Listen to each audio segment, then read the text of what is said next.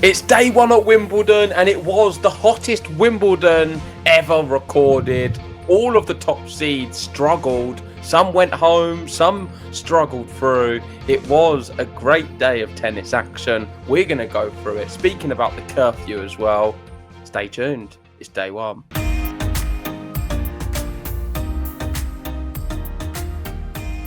So day one in the books, JG, and the big stories on day one.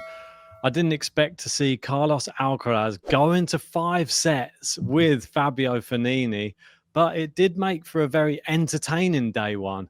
Like you said in the intro, super hot in the UK today. I've had the fan on all day long. I've had the tennis on all day long.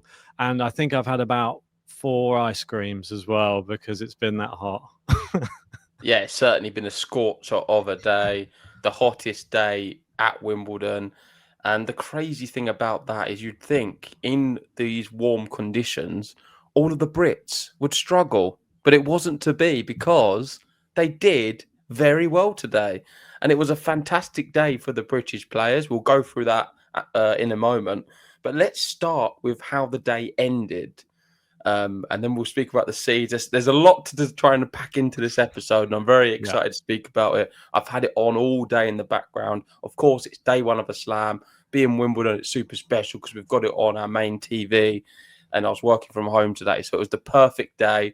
The doors open, enjoying all the tennis. But starting where it all ended, the curfew killed off a big match between Taylor Fritz and Mpetshi Pericard.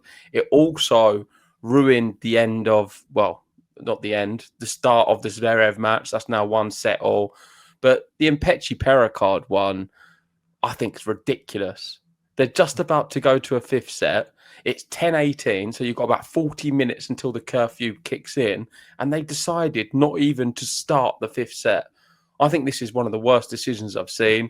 I think Wimbledon are a disgrace for even having this rule in place. It's not necessarily their fault. I believe it's to do with the local residents and the council and some ridiculous law and rule we have in London. But if you compare this to all of the other slams that play till like 2, 3 in the morning, for us not to be able to play until at least midnight, I think it's just ridiculous. I agree. And the fact that if they'd have just had a look through the match, they would have seen that the set before was 45 minutes. The set before that was 33 minutes. Most of them were quite close to nearly 40 minutes. I think, come on, take your chance. If it goes over the curfew slightly, come on, give us a break, because it was such an enthralling match. And Taylor Fritz is going to be, I mean, he looked angry at the end, didn't look happy at all. I'm understandable. But I did see a tweet as well, which was posted, I think it was underneath this Jose Morgado one, saying, on a second thought, that's what happened to him versus Fonseca at Eastbourne. I believe Fonseca would have won the 3rd set as on a high if they played. Taylor was tired. He came back and won. That's 2 days ago. What goes around? Yeah, I guess, but Taylor Fritz will be disappointed. This is a Grand Slam to start with. It's not Eastbourne anymore. And, well, Pericard completely bottled it. I'm going to be totally honest. In that tie-break, he was 5-2 up. I was watching it. I was thinking, let's see how Taylor Fritz reacted. He did react extremely well, hit a fantastic forehand, clipping the line to save, setting up set points. But then in Mpetshi Pericard, there was a volley which just looked so short of confidence. And other shots from him where he did all of the hard work to get into that position. He had the match won and then folded completely. And it was feeling like that 5th set for me was going to be going only one way, and that was going to be Taylor Fritz in a 6-2, 6-3 fashion.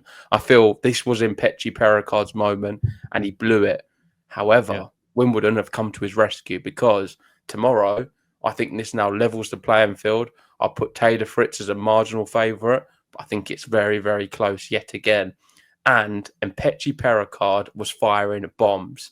The fastest serve ever recorded at Wimbledon. I don't know if you've got that tweet. If not, I'll send it to you. I just want to get the exact number. Is it 150, 152? Ridiculous. Let's have a look. Do you so. have it? 153. Here we go. 153. Yeah, crazy.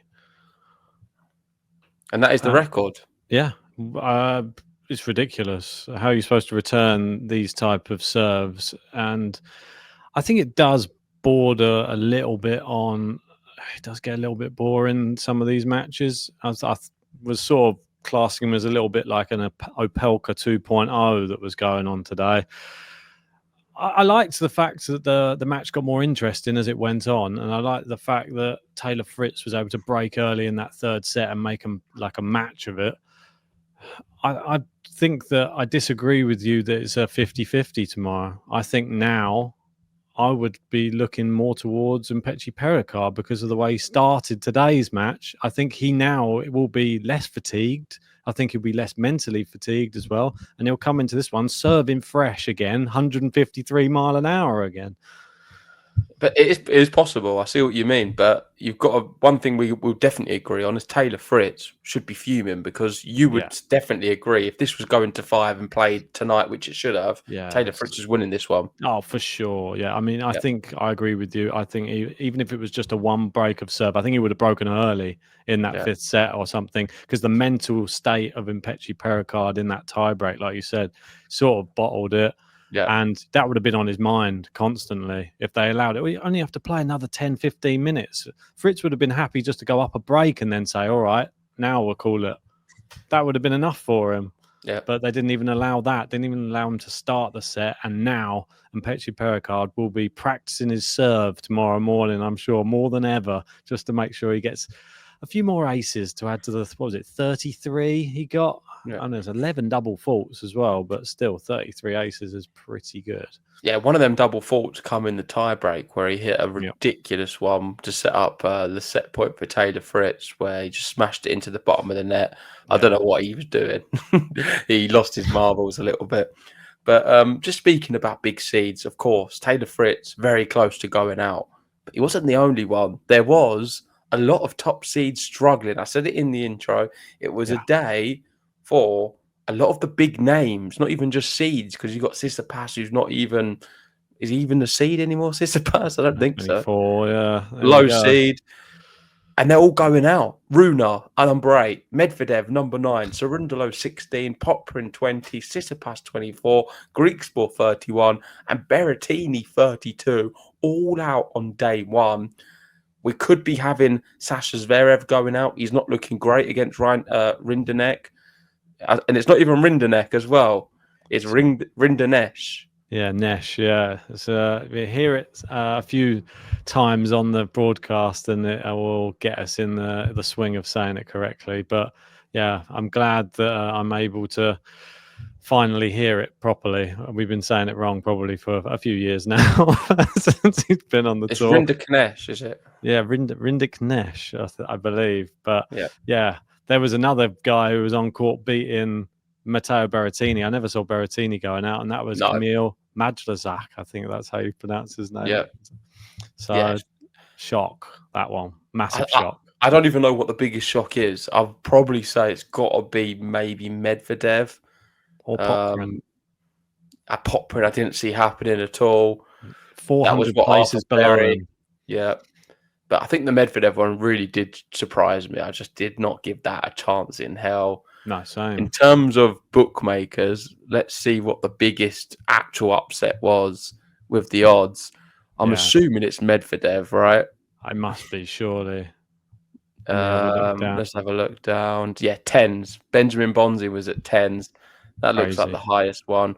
We've got a 6 here, and that was Majrazak, like you said. But they're two big shocks.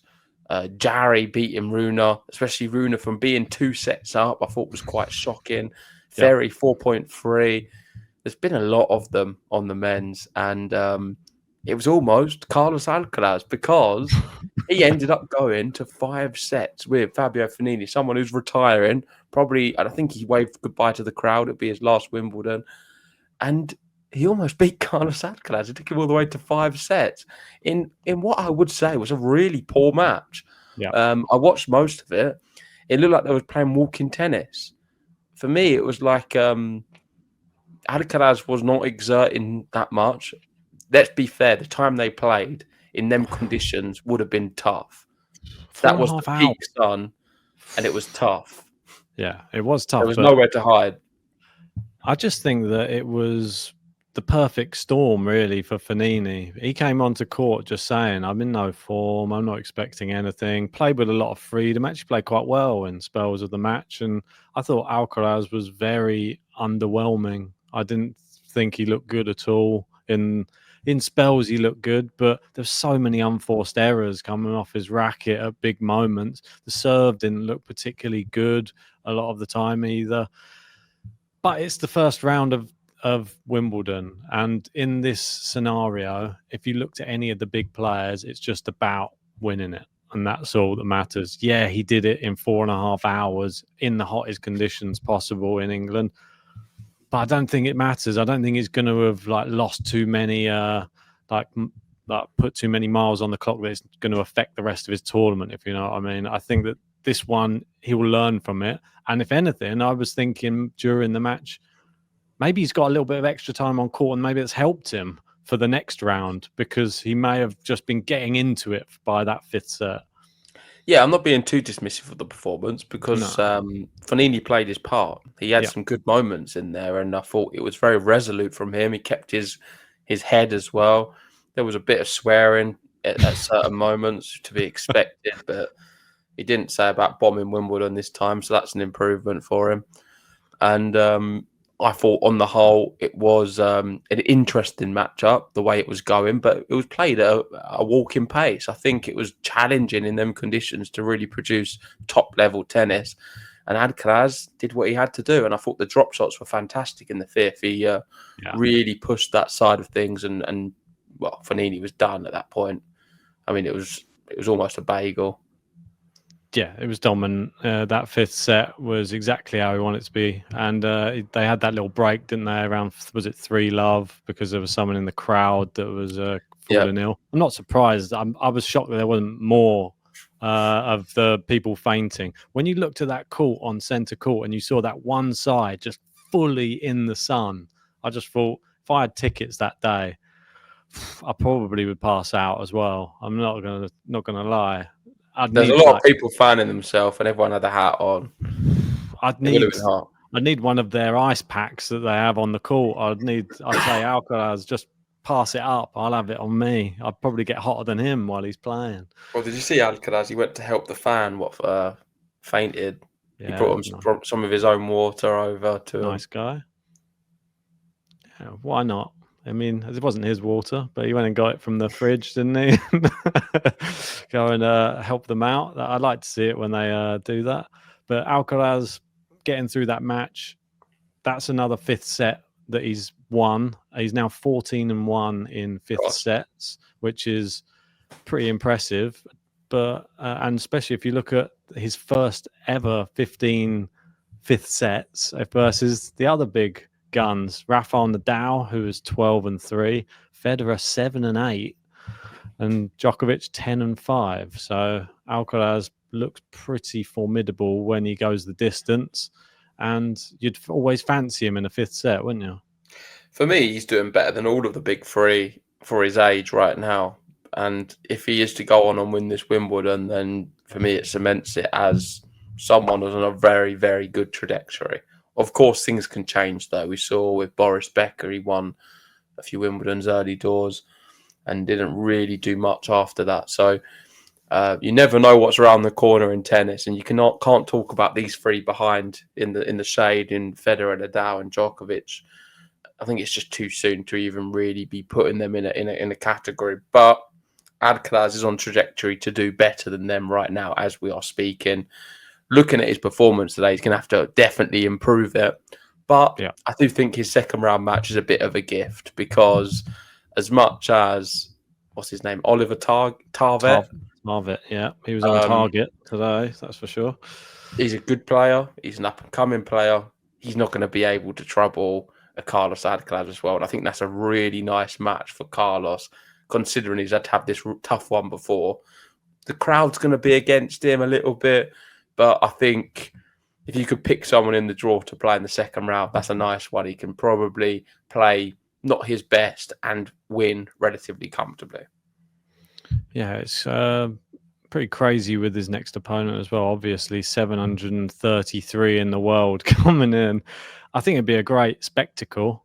Obviously, Alcaraz will need to up his level a bit. He'll have the crowd against him. Do you think he does? I don't think he does. I feel I like he think he could needs to up play. it a bit. You don't think if he played the same level as Fognini, it'll be a straight sets win? I think he could lose the first set, which would be worrying. If he loses the first set, then he's then he has that worried look about him sometimes on the court. And you see Juan Carlos Ferrero, he turns to him a lot, and they're trying to like egg him on to find the form again.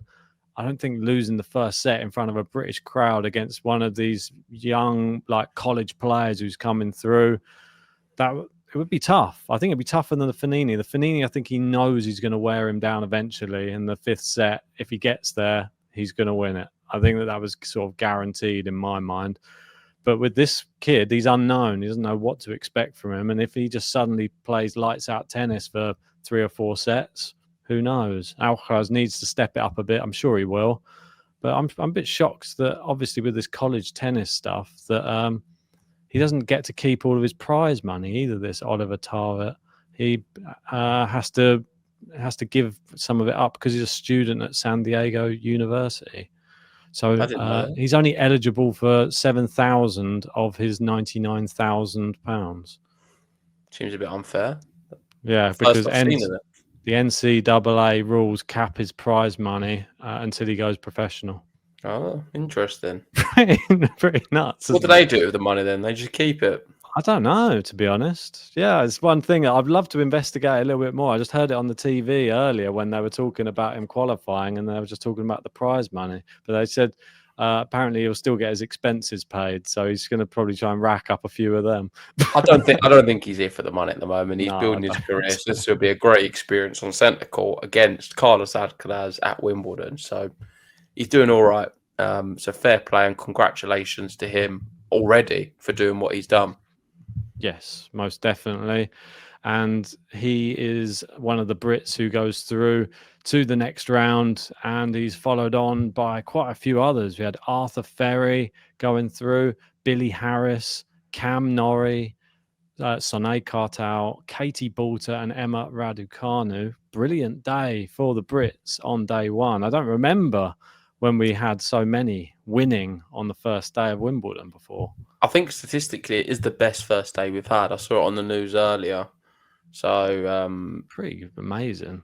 And yeah, we should have had more, I think. There was some others I thought could have potentially won, but I'll take it. Well, the one we both called was Sonia Kartal, and people were giving us some heat in the comments saying, you don't know what you're doing on Game to Love. Why are you doing that? Ostapenko's clearly going to win. Do you guys even watch tennis? They played only a few days ago. All this stuff. True. And look, it happened. So I'm not saying we're always right, because we're certainly not. But sometimes you've just got to not be so harsh on some of our takes, especially when they actually come to be true in the end. That's right. Literally yesterday as well, someone put in there's no way that Boulter is beating Badosa. So there you go. My bracket's looking better than whoever that person was who said that. So that one's gone through. And Billy Harris as well. Another brilliant performance. This is the difference between him. He only played his first, I believe, Grand Slam last year. And now this is his second ever Wimbledon at 30 years old. So it's a difference in age, but it just goes to show never stop trying to strive for your dreams, because you can still get there at a later age. And he's blooming slightly later than the likes of your Tarvets, your Ferries, all of these. And he actually looks pretty strong on the grass. Quite like Billy Harris. Yeah, moving away from the Brits for now, and I just want to speak about the third quarter, Ben, because the third quarter's wild. Zverev saving 3 set points to avoid going 2 down. He's struggling. Fritz almost went out. He's playing his 5th set tomorrow. Medvedev's out. Sarundalo's out. Hachanov went through. Poprin out. Fognini went through. Berrettini out. So far, only Hachanov and Davidovich Fognini survived from the third quarter as a seed. Well, we had Hachanov going quite far in our brackets. Oh, he's going to be thrilled because what an opportunity this is for Hachanov. Because looking at both Fritz and Zverev, even if they get through this, I'm not that encouraged by him at all. No.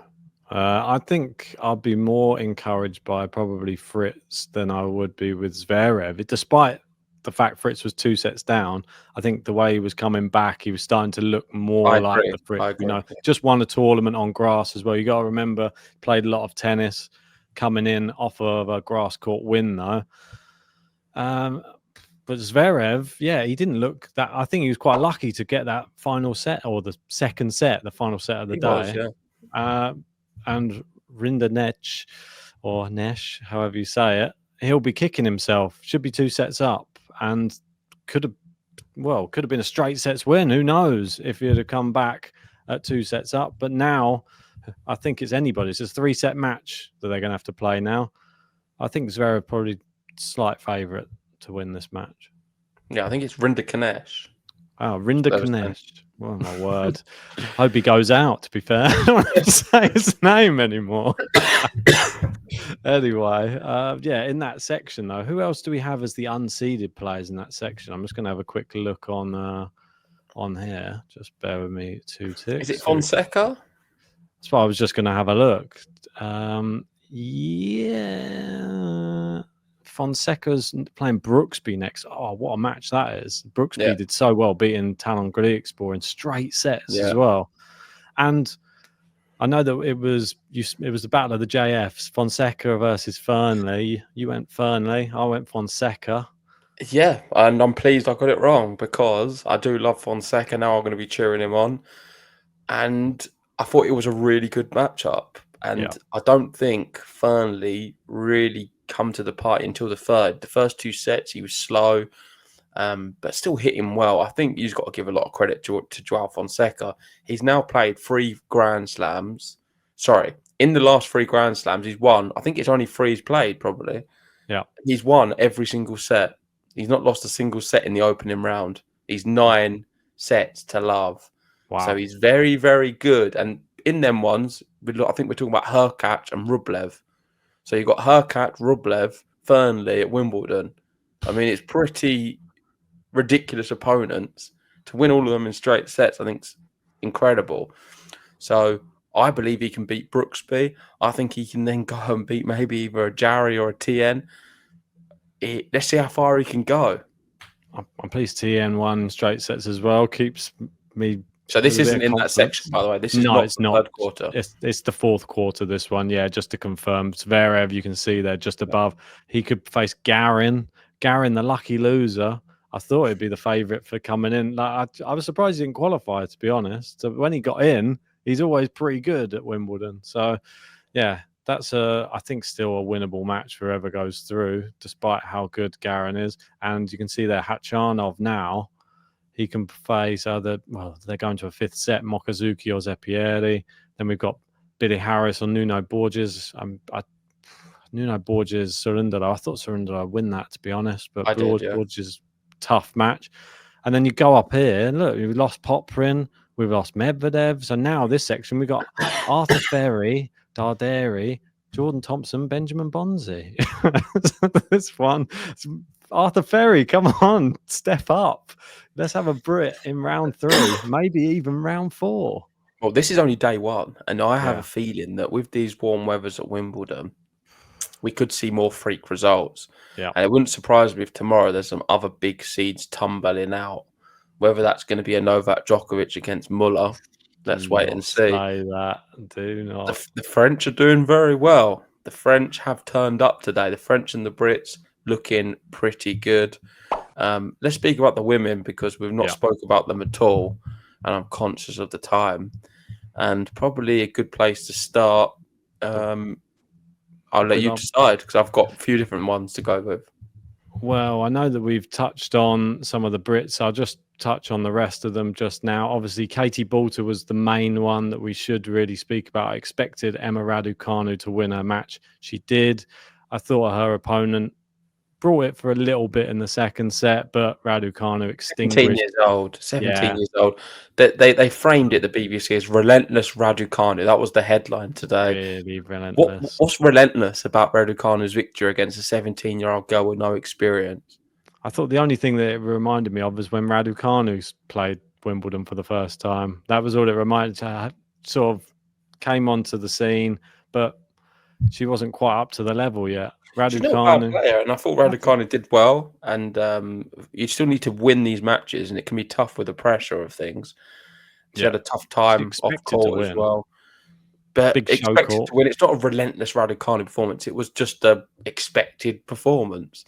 And the way they said I think I forget what the caption was for Sonny Kartal. It was very much like sun out for Kartal or something. It was like she just beat Ostapenko. That was a lot for me, a lot more relentless. I know it's not the R and the R, but I just feel like Yeah, but she's they going to get always the frame headlines. Raducanu as just like some beast when she has to get through things. When Sonny Kartal, I think, is a better player. So let's leave it there. Well, we'll find out in the next round because she's facing Marketa Vondrousova next round, Emma Raducanu. That is a very, very tough match. Vondrousova, I watched that match earlier. She was up against Kessler. There was a lot of people saying, oh, come on, give Kessler her due. I thought that Vondrousova was going to win it, and she did. 6-1, 7-6. It was closer the second set, but it was still quite a convincing victory. And watching Vondrousova, the way she plays, I like my bracket at the moment. If she gets past Raducanu with ease, then Sabalenka, watch out. That's all I'm saying, because she's done you once already this year, and I've got a feeling she could do you again. Her game suits the grass so well. Yeah, all in all, though, the favourites for the women all did win, give or take a few matches, but they were pretty close anyway, the ones that weren't favourites. Another one to speak about, Osaka winning in straight sets. I thought she looked quite good today from the bits I saw. Nissimova double bageled Putin Saver today. Yeah, I didn't see that coming. No. But I did think she was going to win. Yeah, I thought she was going to win as well. Other matches, we obviously had a Brit going out, expected to win, which was Harriet Dart. She went out, unfortunately. And obviously the 16-year-old, who I was hoping would do well, but it's too much too soon, as it got carried away. Fernandez made light work of Hannah Klugman, 6-1, 6-3. But okay performance at the start of the second set, that's what I'd say. She'll learn. Yeah, someone who did struggle was Paolini. I don't know if you caught that one. Yeah, there was a moment where I thought she was going to be going out. She struggled in that first set. In the second set, she was talking to the wall, trying to hype herself up. And then Sevastova just tired. She just tired. And you could see the real player in Paolini. She looked more confident. She looked physically a lot stronger. And the longer it went on, the better. I think this was a bit like you say with Alcaraz. Paolini needed this. It's exactly what she needed. She needed to be out on court a bit longer. I think it got her going. And I wouldn't be surprised if we now see her tear on and get better and better as the tournament goes on. This was a really good victory against a player we knew she was going to beat. But for a moment, I was a bit worried, because before the match, I was thinking this is going to be so straightforward, but wasn't to be. That's why you never know in tennis. Strange player, that Sevastova. She beat Ostapenko recently as well, didn't she? In one of those tournaments. But Paolini, she gets stronger as the match goes on, and that's just credit to her. She's number 4 seed for a reason, because she can turn matches around. And I thought that was a confident performance. Another person I was worried was going to go out as well was Madison Keys. That was it's my finalist, though. Yeah, on a knife edge. I think I've got her in the semis as well. But yeah, she had to really battle past Gabriela Russa. She lost the first set and then 7-5, 7-5. Her serve looked a bit all over the place today, Madison Keys. But I didn't watch it. Just somehow dug in and just managed to just get that final set over the line. That was, I think she needed that as well. Everybody happy to just get an ugly win out the way in the first round. And I think that, well, this is somebody who came a cropper. Someone I said was going to come a cropper. You said no chance. Stearns loses this one. And there you go. Siegeman's always crafty at Wimbledon. 6-4, 6-2 straight sets against Stearns. Sent her pack in. That was a little underdog win. Any other shocks? There weren't really too many other shocks on the women's. Well, there was the Buksha beating Tadoni. No, it was more business as usual.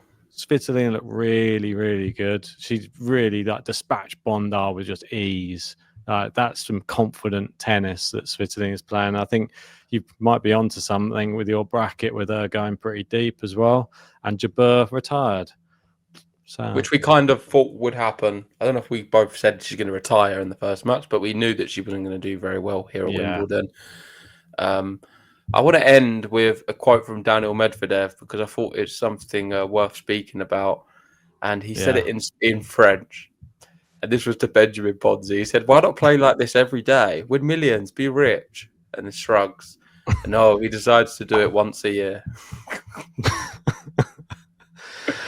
He was very upset, but I feel really bad for him. He just can't seem to win anything anymore.